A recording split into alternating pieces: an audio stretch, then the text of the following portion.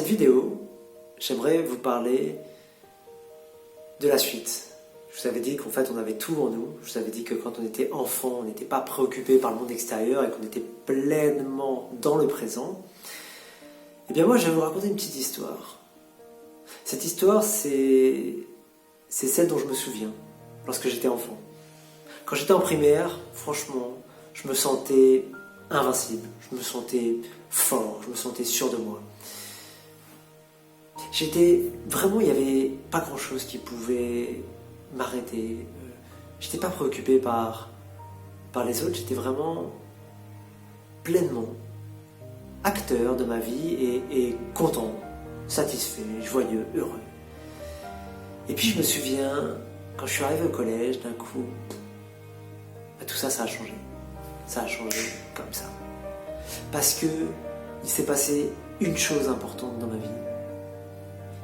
J'ai pris conscience des autres. J'ai pris conscience du regard des autres et aussi j'ai pris conscience du jugement des autres. Et là, d'un coup, j'ai commencé à me renfermer. Et d'un coup, là où j'étais très confiant, sûr de moi, joyeux, petit à petit, je le devenais de moins en moins.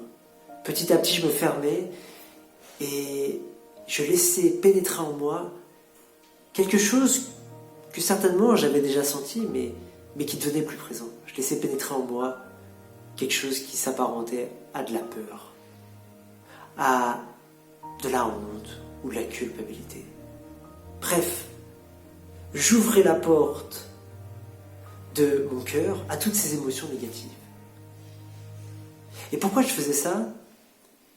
Pour une bonne raison, c'est que je voulais absolument me mettre dans le moule. Je voulais absolument passer inaperçu et surtout qu'on ne me remarque pas. Et ça a eu un gros impact, un grand impact sur ma vie. Parce que forcément, petit à petit, j'ai arrêté d'exprimer qui j'étais. De peur d'être jugé, de peur d'être rejeté, de peur de me sentir coupable ou honteux de quelque chose que je n'avais pas. Donc j'ai ouvert grandes ces portes pendant de nombreuses années et petit à petit, eh bien, je suis devenu une autre personne, autre que moi. Puisque je n'exprimais pas pleinement qui j'étais, forcément, puisque j'avais plein de fonctionnements internes qui faisaient que j'agissais d'une certaine manière. Pour toujours, encore une fois, me conformer à la règle, pour me mettre dans le moule et surtout passer inaperçu. Mais alors, qu'est-ce qui se passe quand on fait ça? Eh bien, ce qui se passe, c'est qu'à un moment donné, je rappelle que quand on était petit, c'était pleinement le cœur, l'état présent qui dominait, mais alors, dans cette phase adolescente, je me suis senti un petit peu coupé de mon véritable soi. Du coup, j'étais dans la peur et du coup, j'étais focalisé sur les autres. J'étais plus focalisé sur moi, j'étais focalisé sur les autres.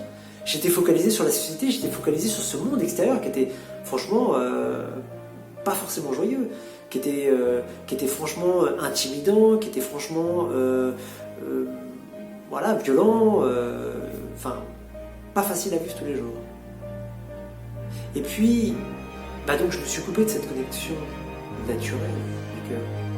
Et du coup, j'ai laissé la place au mental de gouverner ma vie, de gérer ma vie et de me dire comment fallait que je me comporte, comment fallait que je réagisse à telle situation, qu'est-ce qu'il fallait que je dise, dans telle situation.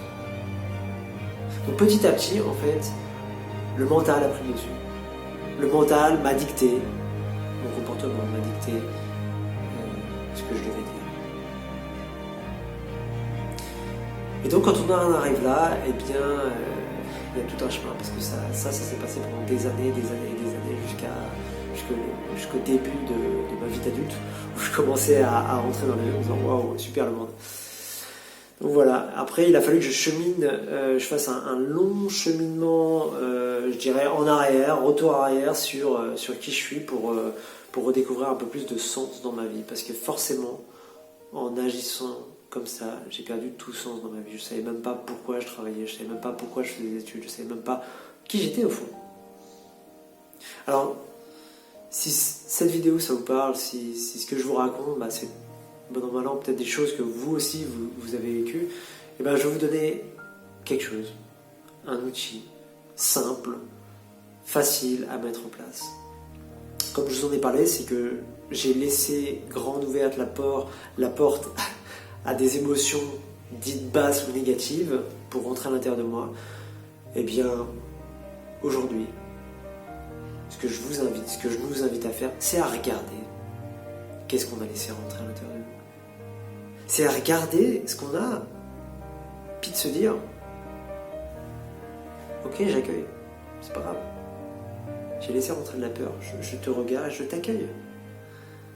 Je t'accueille avec joie dans mon existence. En faisant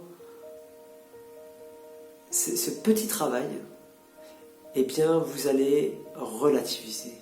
Et puis vous allez, en accueillant, vous allez laisser couler ce qui n'a plus besoin d'être en vous.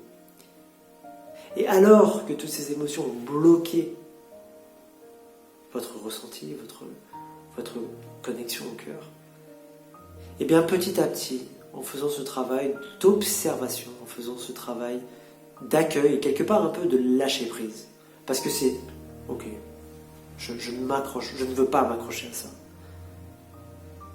Faites ce travail, posez-vous 5 minutes tous les jours, faites ce travail et accueillez, regardez ce qui est en vous.